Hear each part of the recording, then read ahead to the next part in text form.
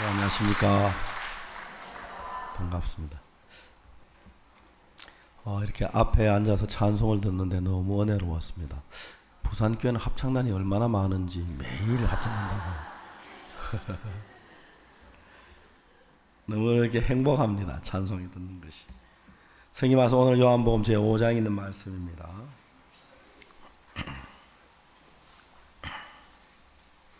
요한복음 5장 1절 말씀부터 제가 읽습니다.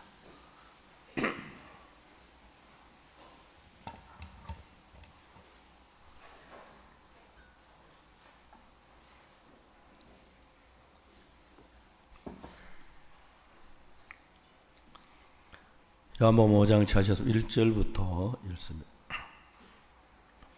그 후에 유대인의 명절이 있어 예수께서 예루살렘에 올라가시니라. 예루살렘에 있는 양문 곁에 히브리 말로 베데스다라는 못이 있는데 그 행각 5이 있고 그 안에 많은 병자, 소경, 쩔뚝발이 혈기 마른 자들이 누워 물의 동함을 기다리니 이는 천사가 가끔 못에 내려와 물을 동하게 하는데 동한 후에 먼저 들어가는 자는 어떤 병에 걸리듯 낫게 되미르라. 거기 38년 된 병자가 있더라. 예수께서 그 누운 것을 보시고 병이 벌써 오랜 줄 아시고 이르시되 네가 낫고자 하느냐. 병자가 대답하되 주여 물이 동할 때에 나를 못에 넣어줄 사람이 없어 내가 가는 동안에 다른 사람이 먼저 내려가나이다. 예수께서 가라사대 일어나 내 자리를 들고 걸어가라 하시니 그 사람이 곧 나아서 자리 들고 걸어가니라. 거기까지 읽었습니다.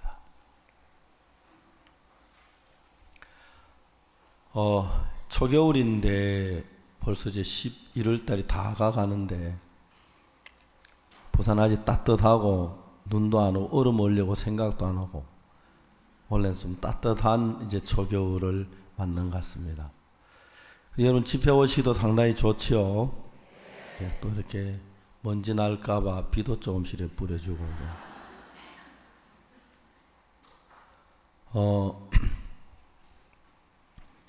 부산 시민에게 참 죄송한 말씀입니다만은 서울제 감기를 가져와서 부산에서 떨어뜨려 놓고 가려고 그러니까 부산을 오염시키는 것 같아 너무 죄송합니다. 거의 다 나았습니다. 제 감기 가져가지 마시길 바랍니다. 쓰레기통에 버리십시오. 성경을 읽어보면 성경 세계 속에 있는 세계가 내 마음에 펼쳐지면서 너무너무 신비한 거예요. 전 제가 요한복음 5장 이야기를 수백 번 설교를 한 것 같아요. 이런 성경을 거의 다 외워요. 근데 이제 읽으면 읽을수록 새로운 것이 어떻게 성경을 이렇게 썼을까? 요한복음 5장 그냥 우리가 아는 대로 예수께서 예루살렘 양문 곁에 베데스다라는 연못이 있는데 행각 5이 있고 병자들이 있는데 그냥 이제 일하는 것 같아요. 근데 여기 이야기 읽어보면은 베데스다 연못가에 병을 앓게 수많은 병자들이 와 있는데 성경은 그 병자들 둘로 딱 나누어 놨어요. 어떻게 나누어 놨냐면 자기가 할 수 있는 병자, 할 수 없는 병자 딱 나눠 놓은 거예요. 천사가 가끔 못에 내려 물을 동하게 하는데 동한 후에 먼저 들어간 자는 어떤 병이 되면 다 낫는다고 그러니까 천사가 물을 동할 때에 뛰어 들어가서 병이 나을 수 뛰어 들어갈 수 있는 사람 없는 사람 딱 나눠 놓은 거예요. 이건 사람의 마음을 가리키는데 천사가 물을 동할 때 난 뛰어 들어갈 수 있어 하는 사람은 어디로? 목가로 탁 몸만 쳐다보고 물 동하기만 기다리면 막 얼른 뛰어 들려고 하는 사람들이 있고요. 천사가 물을 동하는 걸 봐도 난 들어갈 수 없어 하는 사람은 따로 저쪽 한쪽 구석에 38년 된 병자가 있는 거예요. 그러니까 이제 하나님은 우리의 가르치는 말씀이 뭐냐면, 베데스다 연못가에 수없이 많은 병자들이 있었다. 근데 거기 병자들 가운데 둘로 나눌 수 있는, 하나는 자기가 물이 동할 때 들어갈 수 있는 사람이 있고 들어갈 수 없는 사람이 있었다. 들어갈 수 있는 사람들은 혼자 많이 들어가라 캐라, 예수님 같이 안 도우신다. 들어갈 수 없는 사람 주님이 병을 고치시는 거죠. 이런 이야기 아주 성경은 분명하게 있는 거예요. 어떤 어부가 있어요. 어부는 이제 고기를 잡는데, 동해 안에 어부도 있고 서해 안에 어부도 있는데, 이 동해안은 주로 오징어 잡이 배들이 어선이 나가는데, 오징어 잡이 배들은 그 어떻게 할 수 있느냐면, 배 위에 이만한 전등을 수백 개를 달아요. 그래가지고 이 배가 이제 항구에 떠나 이제 오징어 잡힐 때쯤 되면 이제 저녁을 먹고 좀 밤이 돼요. 어두운데 이제 배 시동을 걸어가지고 발전기가 전기를 만들어가지고 그 이런 등이 수백 개 켜놓으면은 대낮보다 환한데, 오징어가 그 불빛을 보고 처음부터는 바다가 하얘진대, 오징어로. 그래 많이 모일 때 그 위에 밟고 걸어가도 안 빠질 정도로 그렇게 많이 보인대요. 그 낚시로 가지고 오징어를 잡는데, 딱 던져 무는 걸 잡는 게 아니고, 오징어 낚시는 이제 막 바늘이 사방으로 있는데 막 던져 막 돌리면은 그게 딱 걸려와요. 오징어가 배도 걸리고 머리도 걸리고 꼬리도 걸리고 뭐 막 걸려가 툭툭툭 들어오는데, 배에 한 배 가득 잡으면, 옛날 제 군대 가기 전에 삼체가 집회하면서 그 오징어 이야기, 이제 오징어 먹고 그날 막 삼척 사는 오징어를 이까라 해요. 이까. 그래서 물리까 그래서 어느 대학교 물리과 얘기하는 것 같은데, 아니면 물이까. 근데 이제 어부들이 제일 바라는 게, 똑같은 어부라도 배가 있는 어부가 있고 배가 없는 어부가 있어요. 배가 있는 어부들은 자기 배 몰고 와서 고기를 잡으면, 그 삼척은 사람들이 취직을 하지 않는데요, 그 뭐 오징어 한 철만 잡으면 한 번에 저녁 나면 배 가득 실으면 뭐 보통 뭐 1년 월급 나온대. 1년 월급. 그러니까 이제 삼척 사람들은 그 대한민국에서 망한 사람은 전부 삼척 간다 그러더라고요. 척하면 삼척이니까요. 그래서 이제 삼척 가서 이제 거기서 오징어 잡는 배를 탄대요.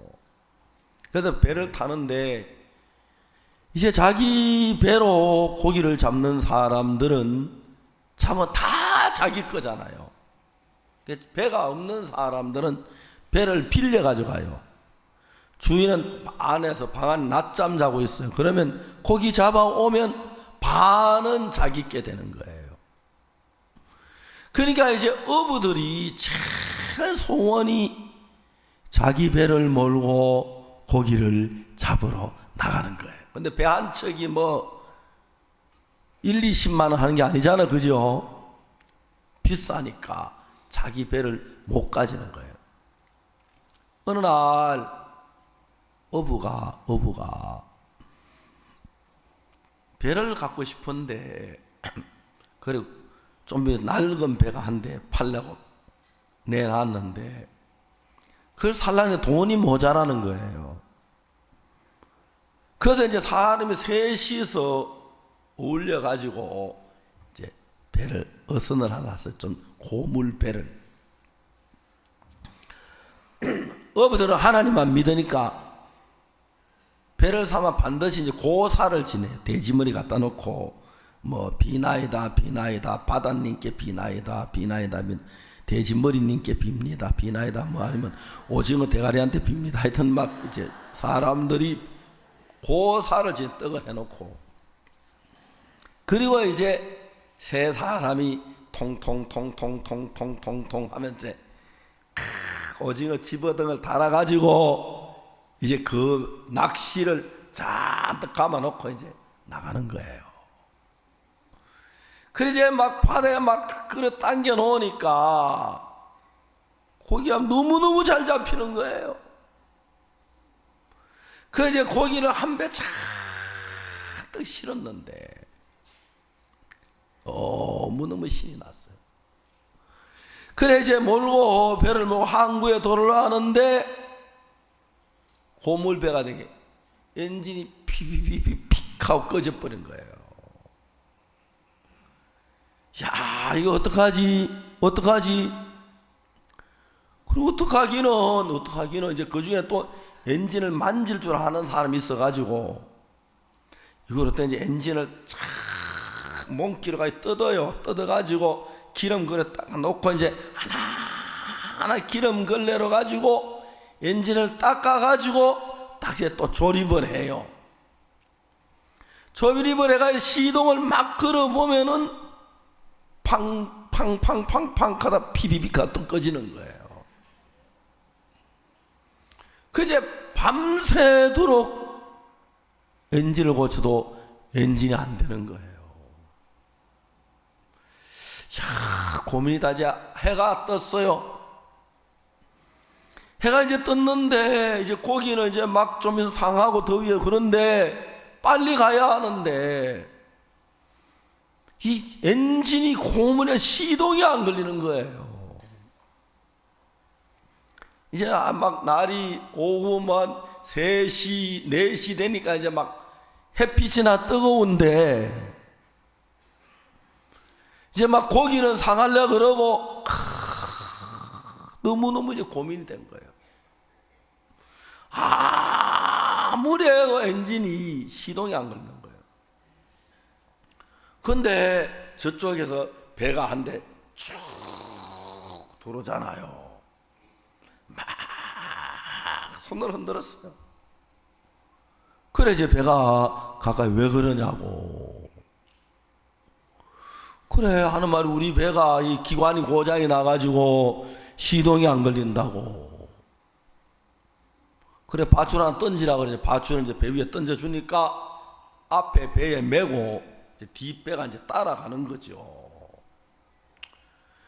이제 항구로 나가면 되는데 따라가니까 할 일이 없는 가만히 있으니까 그래 다시 이제 엔진을 뜯었어요. 하나 뜯어가지고 놓고 또 차례차례 엔진을 조립을 한 거예요. 기름 걸레로 깨끗하게 조립해가지고 이제 딱 조립이 된 거예요.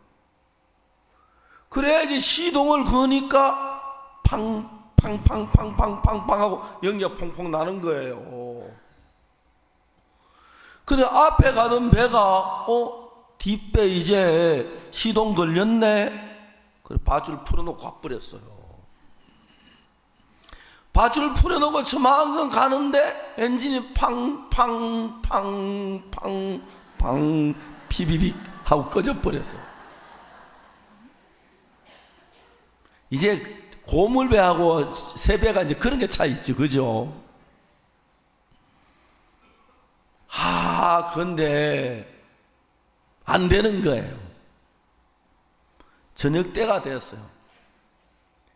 막 배 안에 싸움이 벌어졌어요.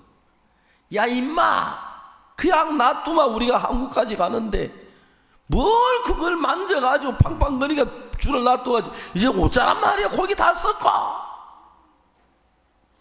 가만히 앉았더니 그래도 엔진 뜯어가지고 고쳐보는 게 뭐가 나빠? 내 중간에 꺼질 줄 알았나? 이제 막 싸웠어.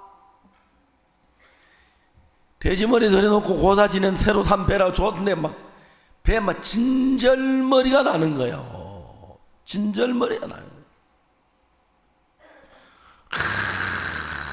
진짜 막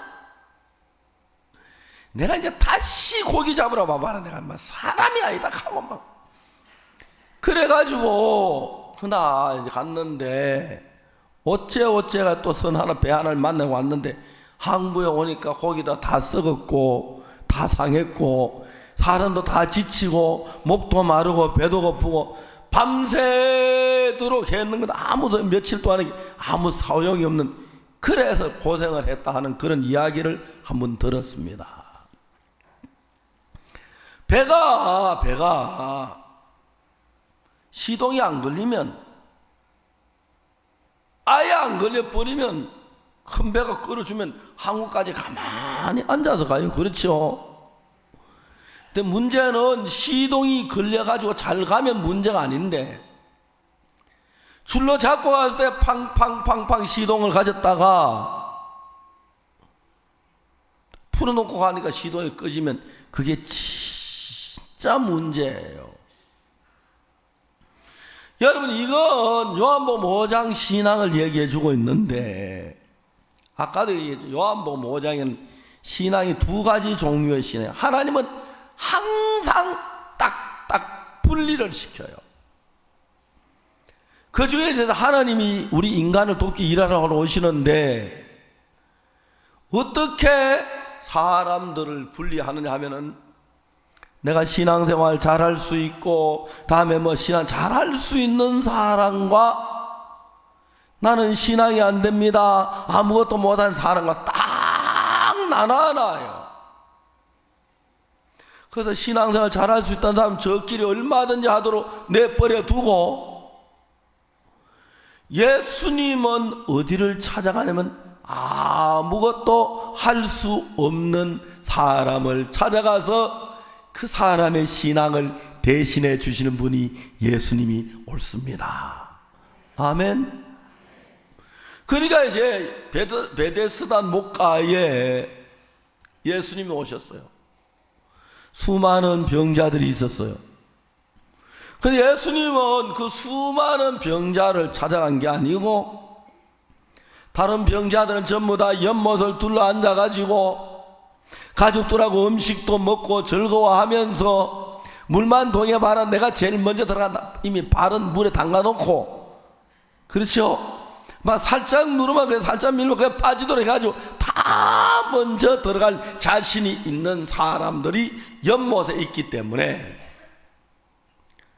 예수님이 베데스다 연못가에 오셨을 때 그들은 얼굴을 예수님을 향한 게 아니고, 얼굴은 못을 향하고 등을 예수님을 향하고 앉아 있는 겁니다. 그래서 그들은 베데스다 연못가에서 38년 된 병자가 병이 낫는 것도 모르고 그냥 연못만 쳐다보고 있는 거예요. 그런데 이제 여기에 앉아 있는 38년 된 병자는 38년 동안 병을 앓으니까 부모도 다 죽고 이제 형제들 다 떠나 이제 막 혼자 비참하게 지나간 사람이 손을 벌려가지고 과자 조각 하나, 빵 조각 하나 얻어서 먹고 하루하루 이제 사는 거죠. 그 물이 통하는 거 들어가지 못하는 길을 걸어갈 수 있습니까? 화장실을 찾아가겠습니까? 샤워를 했겠습니까? 이빨을 닦았겠습니까? 그냥 그 자리에서 먹고 그 자리에서 싸고 비참하게 살고 있는 거예요. 근데 예수님은, 우리가 생각할 때 하나님은 기도 잘하고 전도 잘하고 열심히로 충성 잘하고 봉사 잘하고 헌금 많이 그런 사람을 기뻐 찾아갈 줄 알았는데, 예수님이 찾아간 사람은 아무것도 못하는 사람이에요. 그러니까 지금 여러분 이 성경을 읽으면 오늘 아침에도 여러분 막 일찍 일어나셔서 아침 식사에 잡숫고 설거지하고, 설거지 안 하고 온 사람도 한 몇 있을 끼고, 그 다음에 말에는 화장하고 정리해놓고 다음에 차 타고 오느라고 무지 바빴을 거예요. 그렇죠? 그래 이제 왔는데 그래 열심으로 와도 은혜를 있는 사람하고 은혜를 못 있는 사람하고 딱 하나님 하나 나왔는데, 마음 안에서 나는 기도를 잘해, 나는 정말 11조 잘하면 되고 앞으로 열심히 주일 지키면 되고 할 수 있는 사람하고,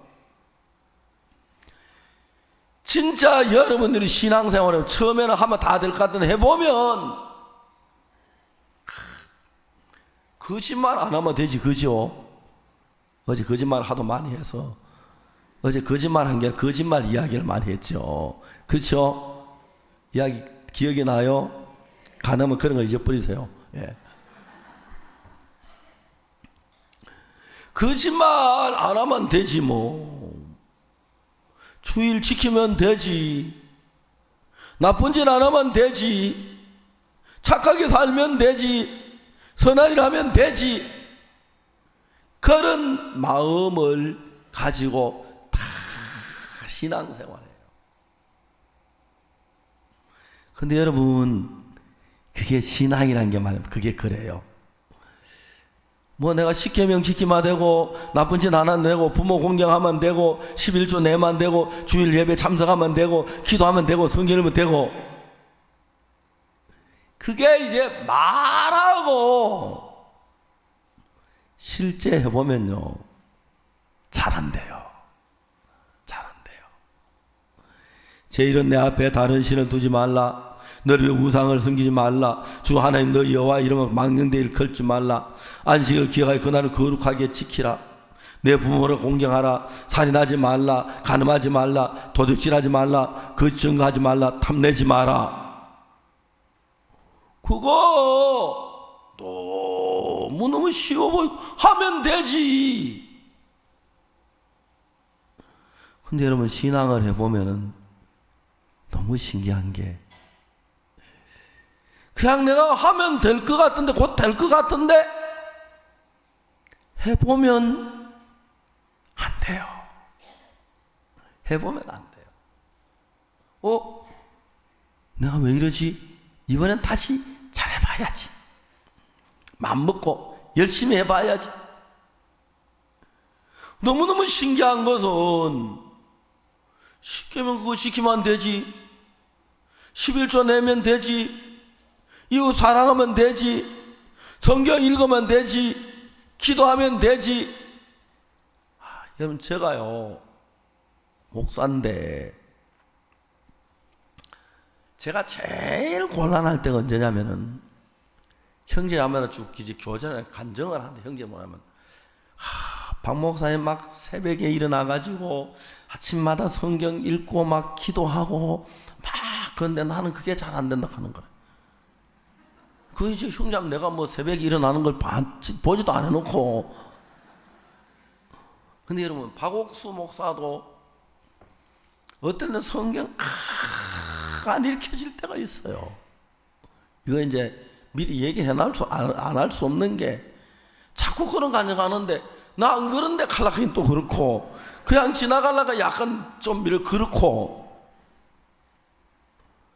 성경요, 성경 잘 읽는 사람 지구에 한 명도 없어요. 하나님이 읽게 해주시니까 읽지. 저도 종종 주님 앞에 기도할 때, 주님 저 성경 좀 잘 읽게 해주십시오 그러면요, 어떨 땐 진짜 성경이 막 그렇게 은혜롭고 귀하게 들리고 막 재미있고 막 눈물 겪고 감사해서요 하루 종일 성경 읽어도 지겹지 않고 시간 가는 줄 모르고 있을 때가 있어요. 근데 어떨 때는 성경 읽는데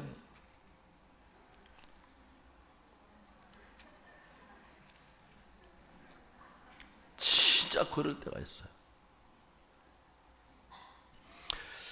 그래서 제가 나는 원래 성경 잘 읽는 사람이 아니야. 하나님의 은혜를 베풀어 주셔야지, 안 그러면 성경 못 읽어.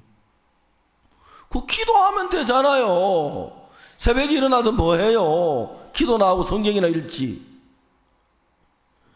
근데 여러분, 그게 하나님 은혜로 될 때 잘 안 될 때가 있어요. 그러니까 내가 이제 기도 성경 잘 읽는다 해놨다가 안 될 때가 있는데, 사람들이 박 목사님은 뭐 새벽이란 성경 읽고 뭐 그래요. 어떨 때는 새벽에 일어나 성경 읽으려고 하는데 딱 보니까 새벽에 장례식에 가야 해요. 발인 예배. 그 집에 차 타고 한 뭐 4, 50분 가려면 1시간 전에 가야 하니까 발인 예배 5시 반쯤 되면 4시 반쯤 출발해야 돼요. 6시 가면 5시쯤 출발하고, 그러니까 성경을 못 읽어요.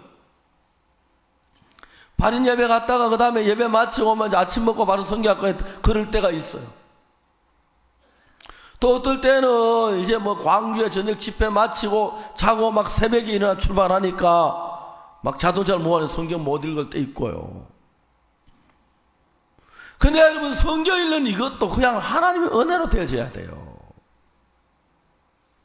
그런데 이제 여러분들 가운데서 어떤 사람이 나는 성경을 잘 읽어, 나는 성경만 잘 순종해, 나는 착하게 살았어, 하나님을 잘 섬겨, 나는 기도를 잘해. 그러면 이제 여러분들은 베데스다 연못가에서 못을 바라보고 물이 동할 때 뛰어들려온 사람 축에 속하지 38년 된 병자에게 속하지는 않습니다. 알겠습니까? 그럼 여러분, 여기서 베데스다 연못가에 있는 38년 된 병자는 못을 쳐다보고 있는 게 아니라 한쪽 가에 들어 누워서 저 사람 구걸하기 위해 누워 있는데, 이 사람은 어떤 사람이 자기가 물이 동하는 걸 봐도 들어갈 수 없고, 누가 날 못에 넣어주지 않으면 나는 들어가지도 못하고, 캄캄한 밤에 물이 동하니까 다 잠자고 내 혼자 눈 깨도 발부둥 치다가 들어가지 못하니까 이미 자기는 목가에 앉아서 자기가 노래가 선언해서 들어가서 병원은 다 불가능하니까 길이 없는 사람이에요. 그래서 예수님이 베데스다 연못가에서 수많은 사람들이 있는데 다 버려두고 38년 된 병자에게 가까이 다가갔습니다. 아멘. 이해가십니까?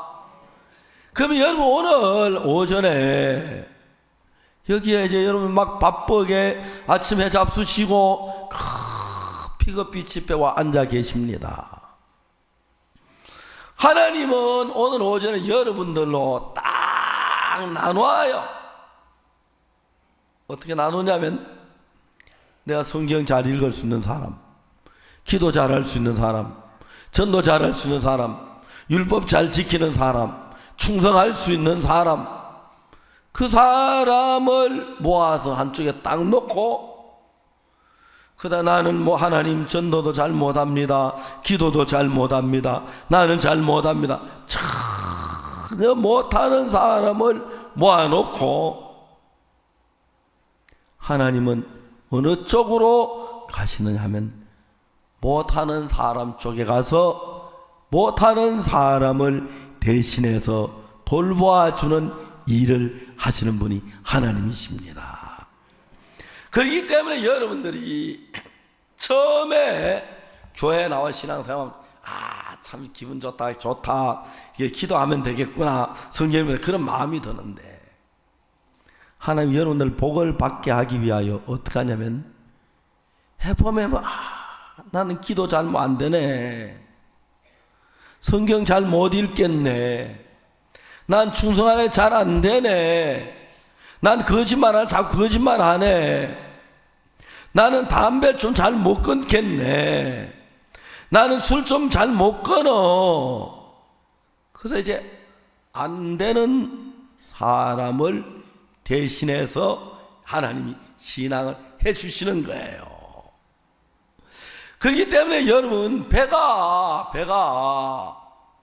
그냥 여러분 배가 시동 안 걸리면 끌고 항구까지 데려다 주는데, 그렇죠? 속초항이나 뭐 강릉항이나 데려다 주는데, 시동이 걸리지도 안 하고 안 걸려 좀 아예 소리 안 나. 안 걸리면 막 태워주는데 괜히 픽픽픽픽 팡팡팡팡팡 하다가 영리가 퐁퐁 올라가면 하니까 딱 바줄 풀어놓고 하니까 그 다음에 꺼져버리. 그게 이제 신앙을 죽이는 거예요. 안 되는 거예요. 아예 하나님 나는 악당입니다. 난 죄가 많습니다. 나는 막 그렇습니다. 제가 한 번은 서울에 아주 오래전 이야기입니다. 그날 제가 이제 차를 몰고 북악 스카이웨이 그쪽으로 갔어요. 볼 일이 있어서. 북악 스카이웨이를 갔는데 갑자기 이제 막 그 올라왔는데 막 갑자기 눈이 내렸어요. 그러니까 막 비탈길인데 눈이 오니까 얼마나 위험합니까? 어떻게 할 수가 없겠더라고요. 거기 조그마한 예배당이 있었는데 예배당 마당이 있길래 차를 몰고 예배당 마당으로 들어갔어요. 그 예배당 안에 목사님이 나를 보시더니 아이고 그 여기다 세우라고 말하면서 들어오라고 그저 들어갔어요. 그냥 사택의 안방으로 들어가 따라갔는데 그 목사님하고 사모님이 그날 우리 부부한테 이북서 오셨다 그러면서 김치밥을 했더라고요. 이북서는 김치밥, 밥에다 김치를 넣어 김치밥 그래 정심을 아주 잘 얻어 먹었어요. 그제 그 목사님하고 이제 신앙 이야기를 하다가 목사님이 자기가 옛날에 대구 교도소에 교목으로 일을 했다는 거예요.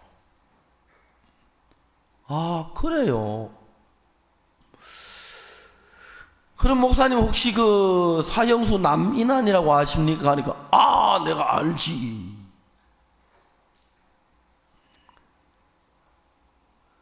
제가 그 사형수 남인환이라는 사람이 있는데요. 대구 교도 제19호 감방인데 이분이 이제 살인하고 그래서 이제 사형수가 됐어요. 대구 교도 19호 감방에 있었는데 어느 날 어머니가 면회로 오셨어요. 그때는 요즘은 이제 그 면회실 가면 딱 앞에 막혀있는 그래서 서로 마주 앉아서 탁 잡아서 면회를 하는데 어머니가 야 이놈의 자식아 이게 웬일이고 막 아들 자꾸 우는 거예요. 근데 이 사람은 뭘 느끼냐면은 내가 사형수라고 해서 엄마가 뭐 좀 약간 꺼리는 같은 마음을 느낀 거예요. 그 다음에 뭐 동생들도 면회 오고 친구들도 면회 오는데 뭔가 자기가 사형수가 꺼리는 그런 마음을 가지니까 막 싫은 거예요. 그래가지고 이제 이 사람이 사형수는 이제 혼자 독방에 있는데 어느 날 누가 그 방에다가 전도지를 한 장 딱 넣어줬어요.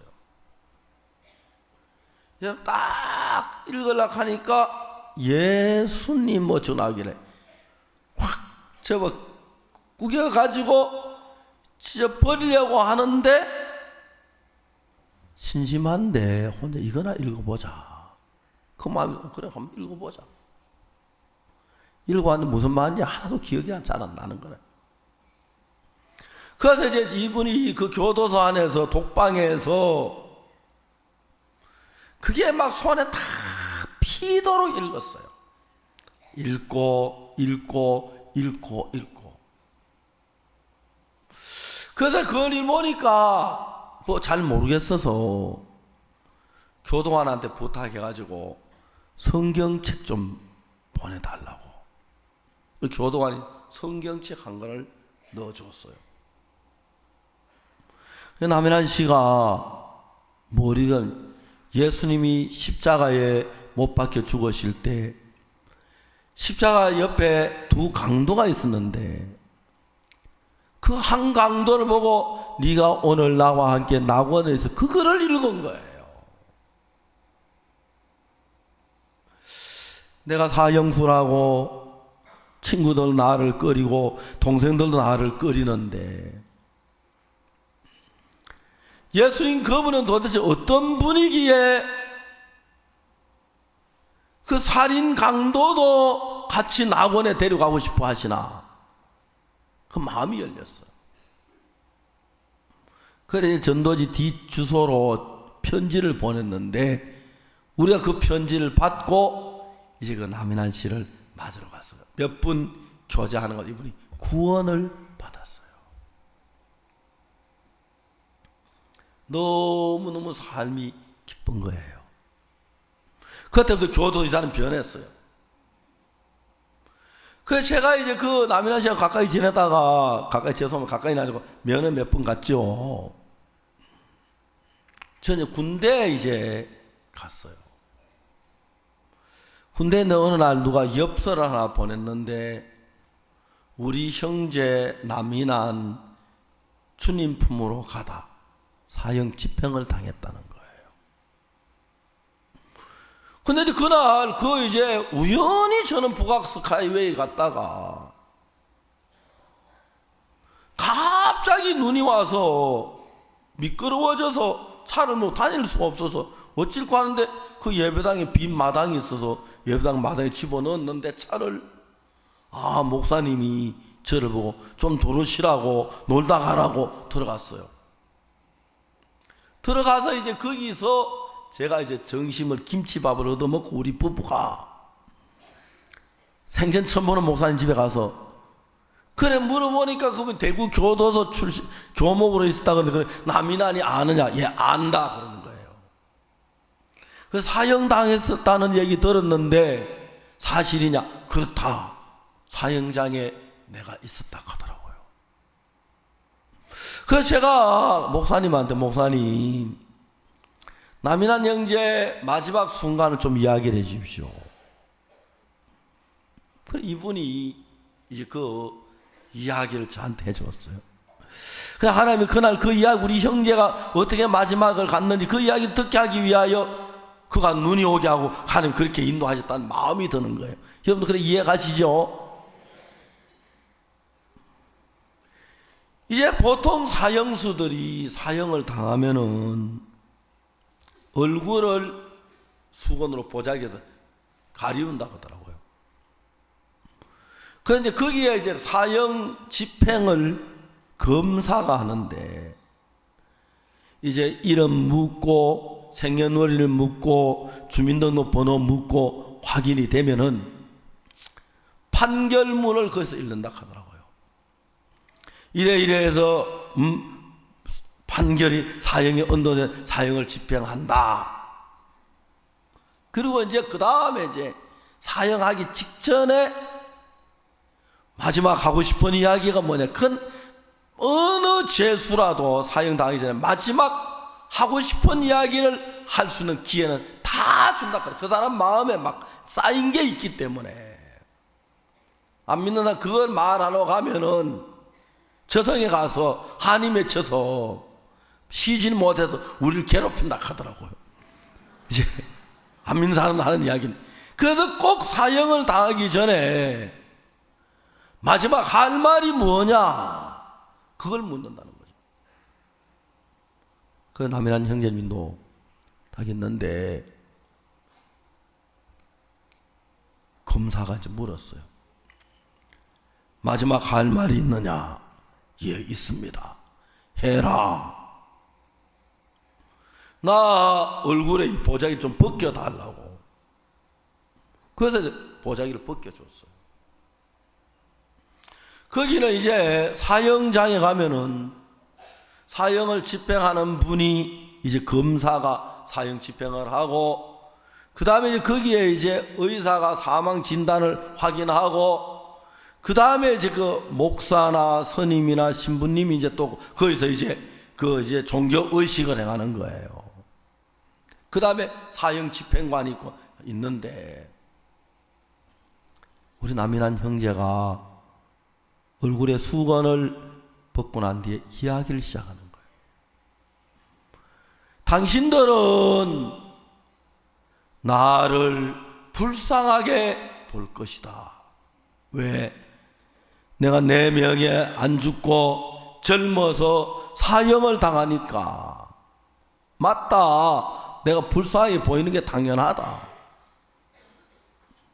그런데 내가 보기에는 당신들이 불쌍하다. 왜?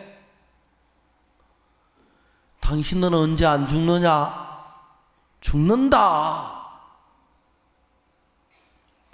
대한민국의 법은 내 죄를 용서하지 아니하고 사형을 시켜서 내가 오늘 사형을 당하지만, 하나님 나라의 법은 예수님의 피로 내 죄가 다 씻어져서 무죄다.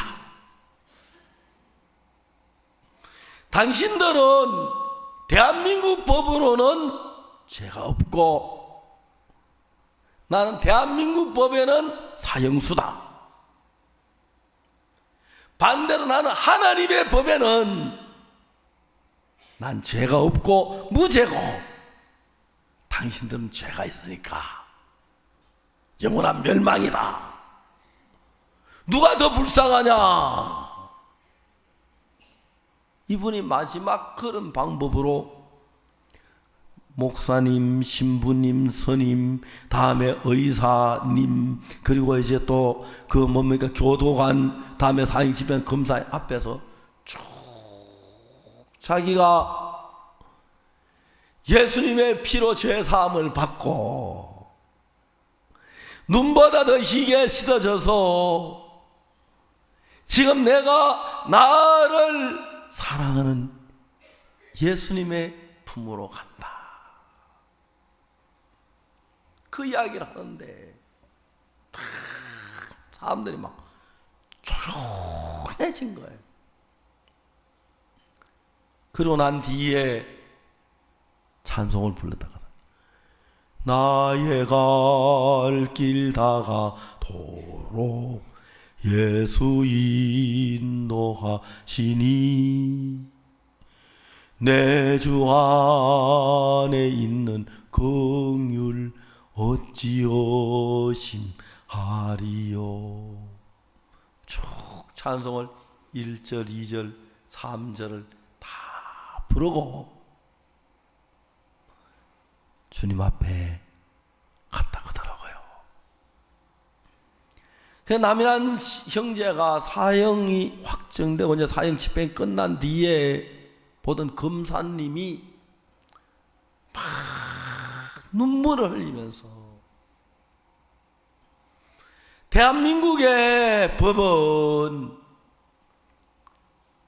사람 죽이는 법은 있는데 사형시켜서 이런 사람은 살려야 하는데 대한민국 법에는 이런 사람을 살리는 법이 없는 게 너무 통탄스럽다. 이런 사람은 세상에 어떤 사람보다 진실하고 착한 사람인데 이런 사람 살려야 하는데 내가 검사지만 이런 사람을 살리는 법이 없어서 안타깝다 하면서 눈물을 흘렸다는 이야기를 그 목사님이 나한테 자세히 해주셔서 내가 우리 형제 남이라는 게 마지막을 이야기를 들을 수가 있었습니다. 여러분들은 모두 대한민국 법으로는 죄가 없지만 하나님의 법으로는 죄가 있습니다. 근데 나는 대한민국 법으로는 죄인이지만 사형을 당하지만 하나님의 법에 의하여 나는 무죄가 됐고 깨끗함을 받았습니다. 세상에 제일 행복한 사람이 누구냐면 죽음 앞에서 내가 지금 죽는데 죄 때문에 두려워하지 아니하고 하나님 앞에 여시 설 수 있는 그 사람이 행복한 사람입니다. 그 사람이 행복한 사람.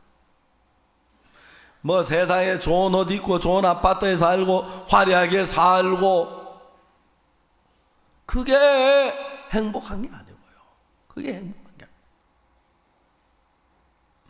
저도 제가 한 20년쯤 됐는 것 같은데 위궤양으로 그때 막 그래가지고 고생을 좀 했는데 그 뒤에 이제 그 얼마 그 전인가 장이 폐쇄가 됐어요. 다 꼬였어요. 할머니가 이제 돌아가셨었는데 할머니도 장례를 치르고 토요일 아침인데 아침에 선교학교에 말씀 전하러 가야 하는데 배가 너무 아파가지고 그날 못 갔어요. 이제 하루 종일 배가 아파가지고 고생하는데 밤 한 12시 거의 가까웠는데 배가 너무 배가 막 뿡그래 솟아오른 거예요. 근데 아내라는 사람이 자기 안 아프니까 막 입을 딱 흘리고 얼마나 미운지요. 누워서 이제 가까이 가서 발을 탁 찼어요. 왜 그러냐고. 너무 아파 죽겠네. 뭐 입을 벌리고 잠만 잔다고. 그래 전화해가지고 차 좀 보내라고 저 차가 와서 12시에 이제 병원에 한양대학병원에 들어갔어요. 한양대학병원 딱 들어가니까 막 의사들이 엑스레이를 찍고 하더니 이제 그 장이 꼬였다는 거예요. 꼬여가지고 이제 거기 밑으로 안 내려가니까 배가 공기 뻑 차가지고. 그래서 의사가 코에다 튜브를 끼웠어요. 막 빵 배가 막 팽팽하게 찼는데 갑자기 거기서 막 바람물이 팍 쏟아져 나와가지고 의사 가운 다 버렸어요. 그래서 이제 제가 빨리 외과로 이제 옮겨진 거예요. 수술해야 한다는 거예요. 장이 꼬이기 시작하면 그때부터 썩기 시작 24시간 안에 죽는다 하더라고요. 빨리 수술해야 한다고. 이제 수술실에 가기 위해 대기하고 있는데 저희 처형이 한양대학병원에 보고까지 근무했는데 제 아내가 이제 처형한테 전화를 해서 새벽 한 2시나 3시쯤 됐겠죠. 은숙이 아빠가 병원에 입원했다고. 왜 그러냐고. 장이 폐쇄했다고. 지금 수술해야 한다고. 그러니까 담당 의사가 누구냐. 수술 담당 의사가 누구냐 물었어요. 그날 밤에는 토요일 밤 주일 새벽이죠. 그러니까 전문의는 하나도 없고 전부 수련이 학생들 의사만 있는 거예요. 그래서 제 처형이 전화를 해서 조금 밀어놔라. 날이 밝으면 내가 아는 의사 깨면 좀 부탁해서 수술 좀 부탁해 보겠다. 그래가지고 날이 밝도록 기다리고 있는 거예요. 근데 제가 그때 침대에 누워있다 이래 눈을 떠보니까 제 아내가 저를 아주 근심스러운 얼굴로 쳐다보고 있는데 그래서 그때 이상한 현상이 일어나는 게 갑자기 아내 얼굴이 희미해지고 어릇어릇해지는 게 내가 왜 이러지? 내가 왜 이러지? 정신을 차리겠구나. 막 이를 악물고 정신을 차려 막 애를 썼어요.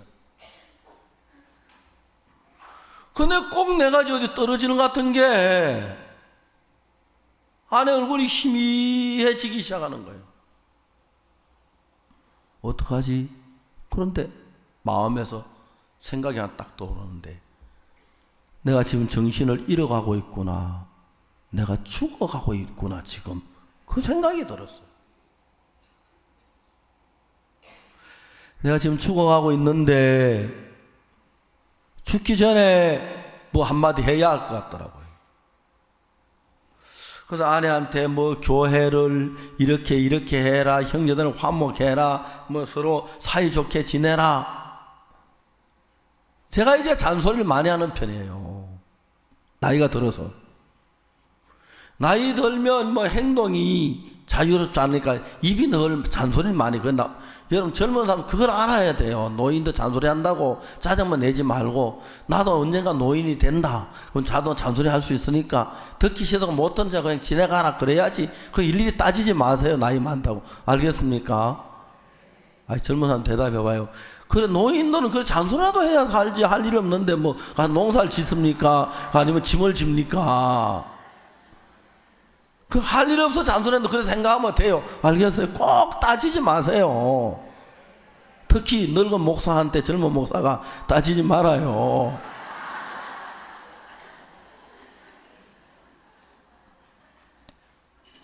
그래가지고 이제 제가 다 그 이야기 하려고 하니까 뭐 죽는 사람이 무슨 말을 해. 다 잘하겠지. 그전에 막 할 이야기 그래 많은 딱 죽음 앞에 서니까 아무 할 이야기가 없더라고요.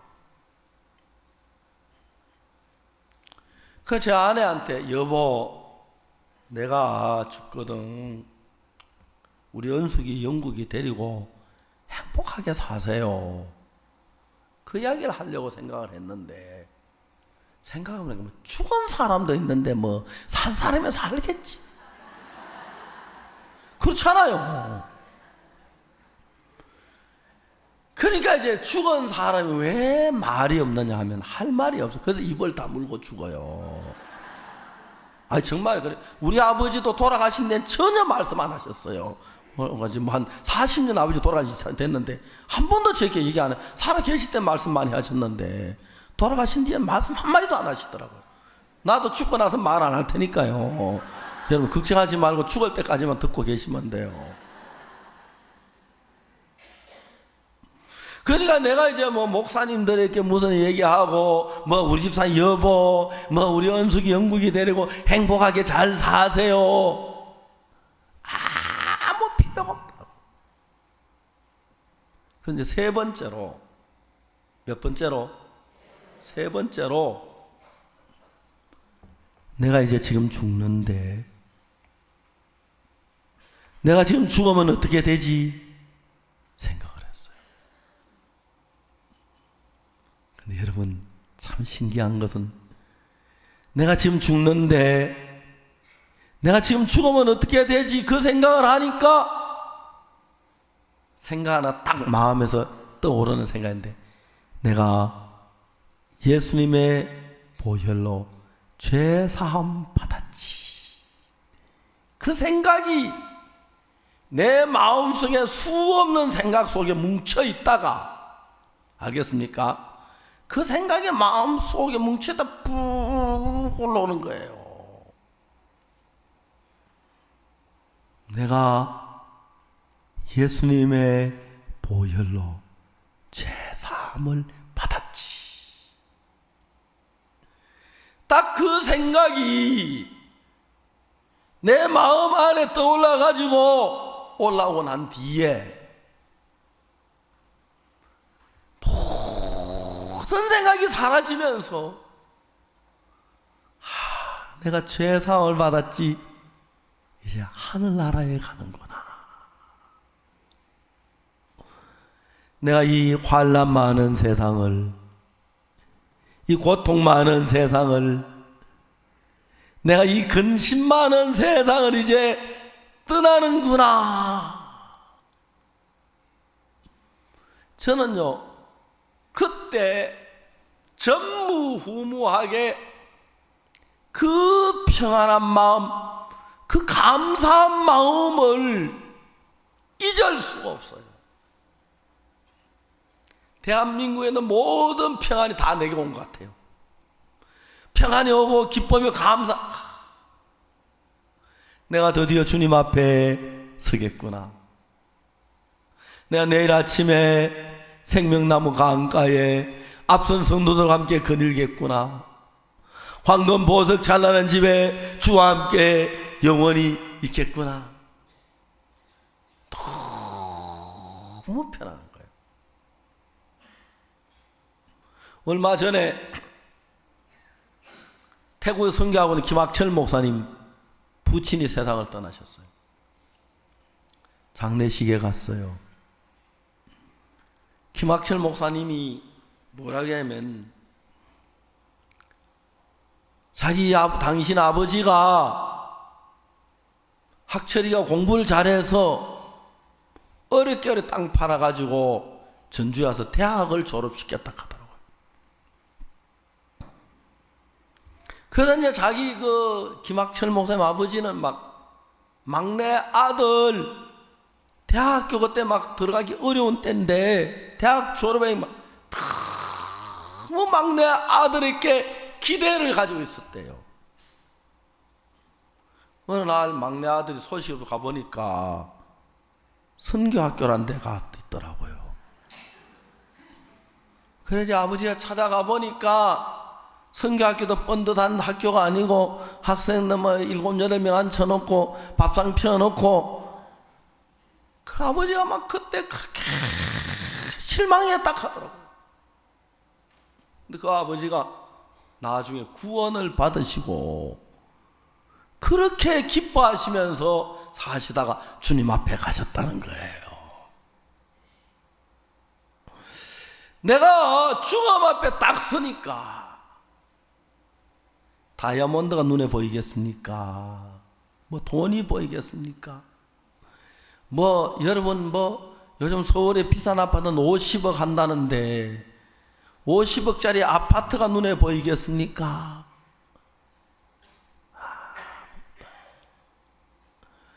내가 예수님의 피로 죄 사함을 받았지. 그게 너무 행복한 거예요. 여러분도 언젠가 이 땅에서 영원히 못 삽니다. 한번 이 땅을 떠나야 돼요. 하늘나라 가기 위해서. 만일에 이제 주님이 여러분을 부르는 날이 다가와서 이제 여러분 아들이 아이고 아버지 어떡하지 오늘 넘기기 어려운데 이제 그런 이야기 들을 때 만일에 여러분 제 사함을 받으면 아주 돼지우리 같은 집에 있다가 혹은 맨션 아파트로 이사가면 좋아요 안 좋아요? 그것보다 100배 1000배 더 좋은 영광스러운 집에 간 눈물이 없고 근심이 없고 슬픔이 없는. 저는 옛날에 구원을 받았는데 그때까지 그러면 잘 몰랐는데 내가 딱 주님 앞에서 딱 있는데 내가 죄 사함을 받았구나. 황금 보석 찬란한 집에 주와 함께 영원히 거하겠구나 생각이 너무 행복한 거예요. 주님 앞에서. 그 남이 난 형제님 어찌다 사형을 다했는지 잘 모르지만은 그 사형 집행야에서 그렇게 기뻐하고 즐거워했다고 하더라고요. 아마 여러분 죽음 앞에서 그렇게 기뻐하는 사람들 우리 기쁜 소리 선교 사람들밖에 없을 것 같아요. 그렇죠? 그래요. 여러분 이번에 우리가 이 집회에 하는 이유가 여기에 수많은 사람이 있지만은 여러분 혹시 제사 받지 못한 분들이 이번에 말씀을 듣고 또 개인 상담을 제 사함을 받고 여러분의 죄가 눈처럼 이게 씻어지면 아무렇게 살아도 돼요. 거지도 괜찮고 잠깐 몇 년만 가는 거예요. 그러면 여러분 죽음 앞에 설 때 이야 이제 내가 이 눈물 많고 근심 많고 고통 많은 세상을 떠나는구나. 내가 예수님과 함께 황금 보석 찬란한 집에 영원히 살겠구나. 너무너무 행복해진 거예요. 저는 옛날에 그래도 죽음 앞에 서면 두려울 것 같고 고통스러울 것 같았는데 그날 이후로 죽음이 두렵지 않는 거예요. 두렵지 않아. 죽음이 내 인생 끝이 아니고 더 영광스러운 새로운 하늘나라의 삶이, 영원한 삶이 시작되는 날이잖아요. 김학철 목사님 부친 장례식에 가서 휴대폰을 꺼냈어요. 제 휴대폰 삼성 갤럭시인데 갤럭시 뭐 4인가 4기가바이트인가 하여튼 그래요. 상당히 좋은 거잖아요. 처음에 휴대폰 나올 때 이만한 휴대폰에서 이렇게 귀에 대고 이렇게 들으면 좋아하는데 이 갤럭시 휴대폰이 참 좋은데 단점이 하나가 있어요. 이걸 삼성 휴대폰 회사에서 이야기를 들어야 하는데 제가 갤럭시 휴대폰을 가지고요 독일에 있는 선교사들에게, 영국에 있는 선교사들에게, 뭐 러시아 다 미국 다 되는데 이 휴대폰이 대기권을 넘어서 하나라고 안 되는 거야. 왜 삼성이 그거 하나 못 만드노?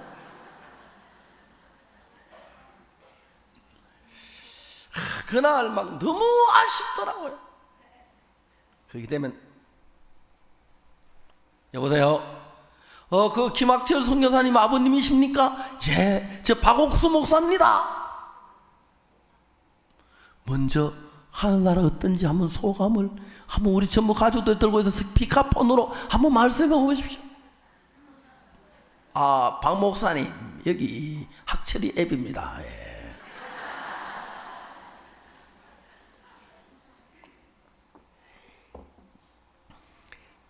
박 목사님 이건 말로 못한다. 와봐야 알지 모릅니다. 한번 말을 해도 얼마나 좋고 얼마나 영광스럽고 기쁘고 이럴 줄 아무리 이야기도 표현을 못하겠으면 얼마나 좋은지. 그리고 우리 그 학철아, 예 아버지, 그 우리 가족들 가운데 조카 가운데 아직 구원 안 받은 누구 빨리 오늘 명단 작성해가지고 어쨌든 내가 하늘나라에서 전한다고 그래라. 꼭 구원받고 오라 캐라. 저 지옥 가서 안 된다고 캐라. 예 아버지. 그 이야기 녹음해 놨다가 아이들 다 들려줘라. 예 알겠습니다. 그리고 하늘나라에 예수님도 만났고 사도 바울도 만났고 우리 교회 선교사들 먼저 죽은 선교사들 다 여기 있네. 예 알겠습니다. 이제 어르신 그만 들어가십시오. 예배 마쳐야 합니다. 좀 한마디만 더 하고. 생각하면 할수록 감격스러운 거예요. 제가 침대에 누워서 세상에 죽음 앞에 선 사람이 이렇게 행복할 수가 있을까? 죽음 앞에서는 이렇게 기쁠 수가 있을까? 여러분 그거 혹시 여러분 오늘 뭐 체면 가지고 아이고 나 구원 못 받아가면 창피해서 어찌나 그 말 하나도 창피한 거 아니에요. 왜냐하면 우리 태어날 때 구원받고 태어난 사람 한 명도 없어요. 다 와서 받아도 구원받은 거니까. 알겠죠? 우리 교회는 제가 대전에 있을 때 나이 많은 어르신 한 분이 세상을 떠났어요. 장례를 치렀는데 한 번 그 딸이 나한테 전화를 했어요. 목사님, 아버지 장례 치러서 너무 감사해서 꼭 목사님 정심을 한 끼 사고 싶다고. 그래서 이제 우리 장로들 몇 분이 갔어요. 그 아가씨가 자기 아버지 돌아가신 뒤에 너무 교회 보고 고맙다 하면서 내가 직장 갔다 돌아오면은 아버지 방에 냄새가 나고 나도 들어가기 어려운데 젊은 사람도 아버지 곁에서 이야기해주고 그것도 고맙고 장례치는 고맙고 막 이야기를. 그러다 목사님 참 그거 아십니까? 뭐요? 우리 아버지 시험 한번 들으신 데가 있는데. 아 그랬어요? 예.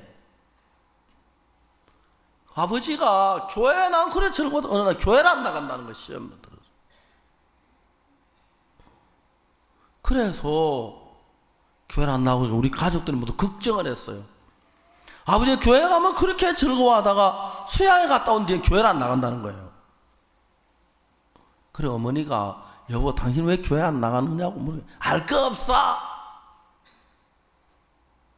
그는 뭐 교회 나가는가 봐라. 시험이 잠복 드셨어요. 그래서 어느 날 아버지가 교회만 가면 기뻐하시도 안 가니까 너무 안 돼서 어머님이 자세히 조용한 둘이 이야기, 영감 왜 한 건 이야기해보라고. 뭐 알 거 없어. 아이 그 부부지간에 뭘 가지고 그러냐 이야기하라고.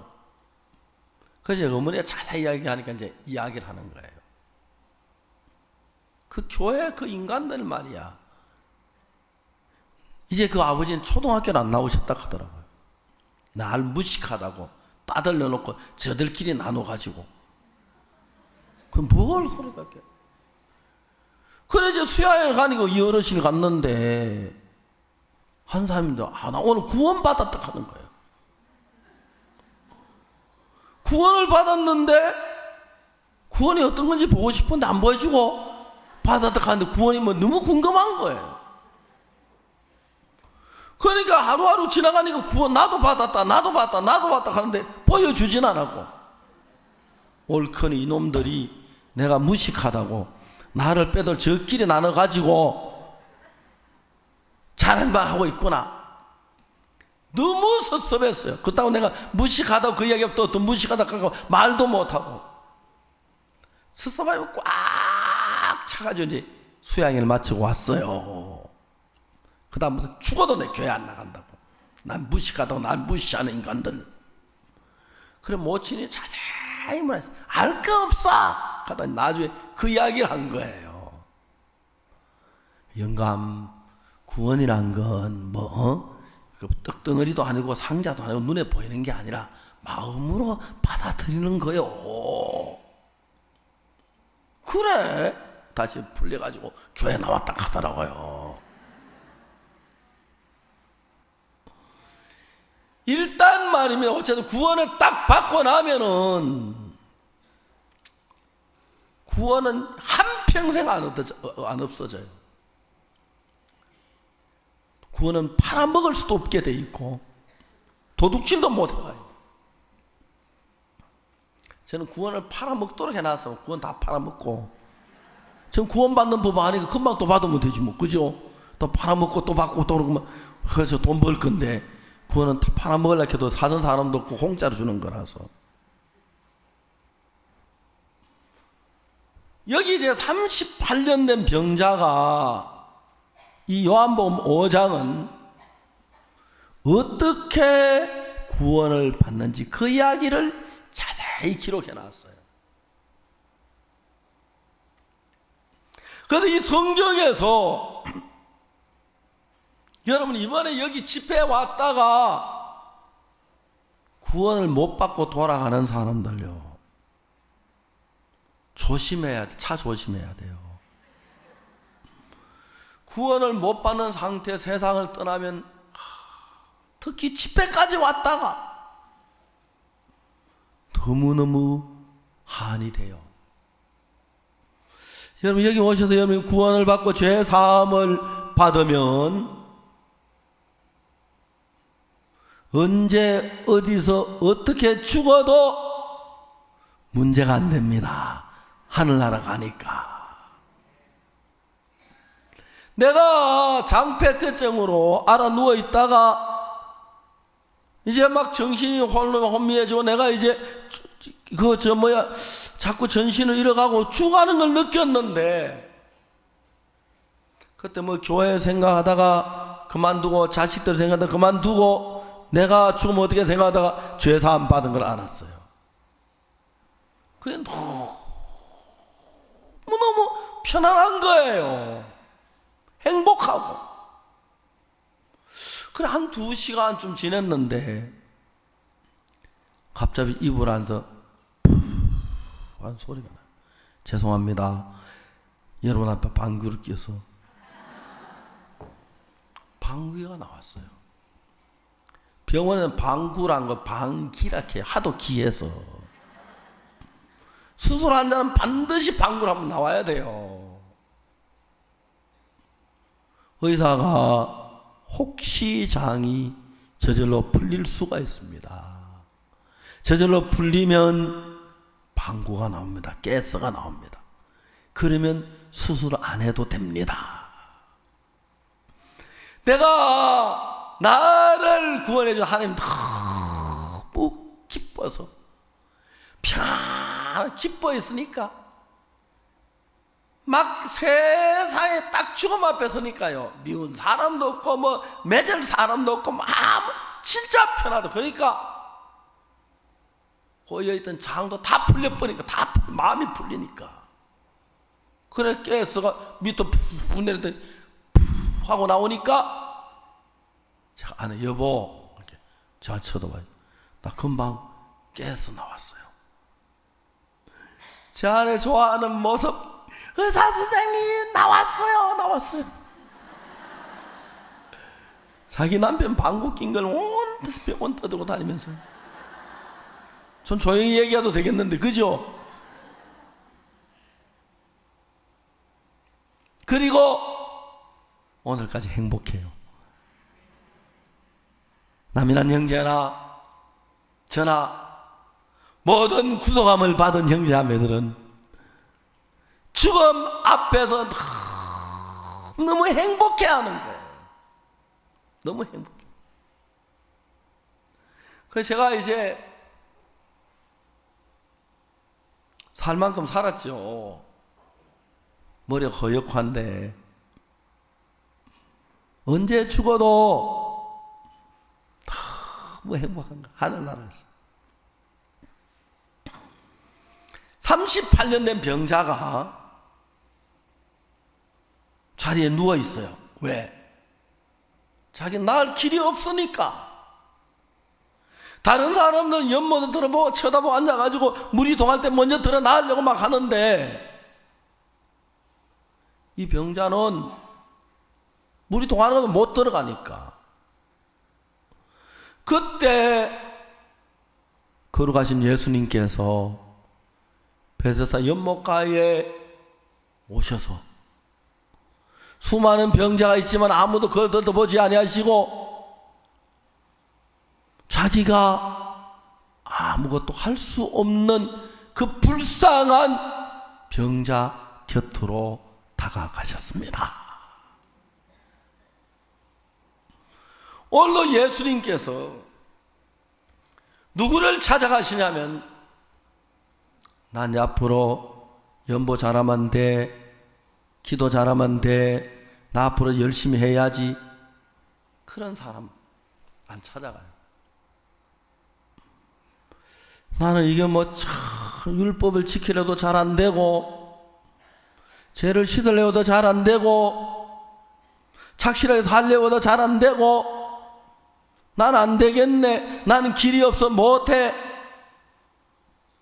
꼭 그런 사람을 찾아가서 그 사람의 죄를 내가 못하니까 예수님이 대신 해결해 주시는 것입니다. 이해가십니까? 그 신앙, 예수님 당연히 잘한다고 생각한 서기관 발이 다 예수님 빼치겠고요. 날 때부터 소경된 사람, 38년 된 병자, 가늠한 여자, 중풍병자, 문둥병자, 자기 방법으로 할 수 없는 사람 곁에 예수님은 찾아가십니다. 그렇기 때문에 오늘 아침 여러분들 가운데서 나는 이런 형편에 내가 어떻게 할 수가 없습니다, 난 죄가 많이 이걸 씻을 수가 없습니다, 그런 분들이 예수님을 만나면 예수 금방 죄를 여러분의 노력으로나 수고로 씻는 게 아니고 전적으로 예수님이 맡으셔서 다 처리를 해 주시는 거죠. 예수님이 38년 된 병자에게 얘기했어요. 일어나 내 자리를 들고 걸어가라. 그 말은 무슨 말입니까? 너 다리 병신이 움직이지 못하잖아. 근데 내가 다 고쳐놨어. 걸어가 봐. 돼. 하나님이 지금 우리에게 자주 그런 이야기를 해요. 내가 네 죄를 다 씻어놨어. 깨끗하게 됐어. 너 이제 죄 다 씻어졌어. 죄 하나도 안 남아서 내가 해놨어. 내 말만 믿고 받으니 걸어가 봐. 돼. 하듯이. 오늘도 예수님 우리에게 말씀하시는 거예요. 네 문제, 네 어려움, 네 고난, 네 죄 다 해결해 놨어. 그냥 걸어가 봐. 돼. 하늘 올라가 봐. 돼. 내 말을 믿어. 다 해놨던 그 말을 믿어. 그 말씀 믿고 받아들이면 38년 된 병자가 뭘 고쳤어? 아직도 그렇구만. 그러고 있으면 이제 예수님 말씀 안 듣는 거고. 예수님 말씀 듣는 그거예요. 그냥. 내가 좀 이런 얘기 자주 했는데, 작년 12월 달에 진주 크리스마스 칸타타를 했어.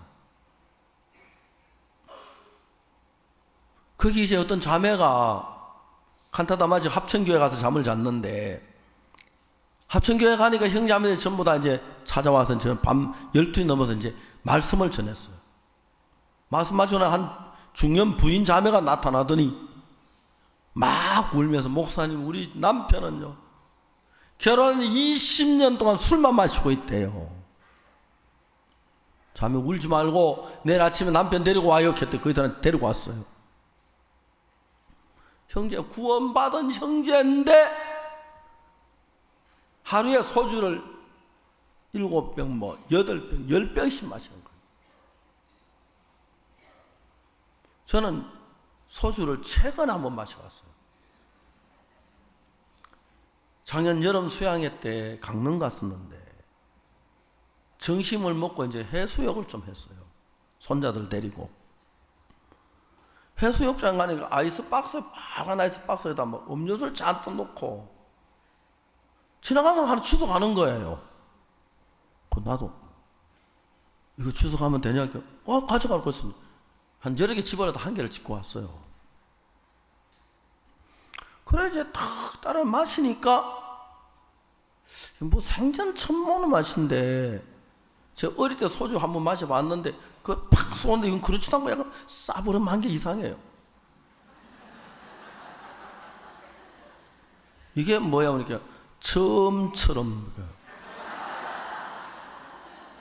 여러분 웃는 거 보니까 다 소주 마신 사람들에게 처음처럼이 뭔지 몰랐죠. 그 며느리가 딱 보더니, 아버님 이거 소주입니다. 얘도 소주를 마셔봤나? 그래 나중에 그 소주, 그래 그 옛날에 소주 탁 쏘는데 왜 이러냐고 물어보니까, 옛날은 소주 도수 30도였는데 요즘은 여자들이 많이 마셔서 여자 맛이 좋게 도수를 낮춰서 뭐 18도 그래서 그렇다고. 그래서 이제 술 끊었다가 한번 그때 한 모금 마셔봤어. 조금.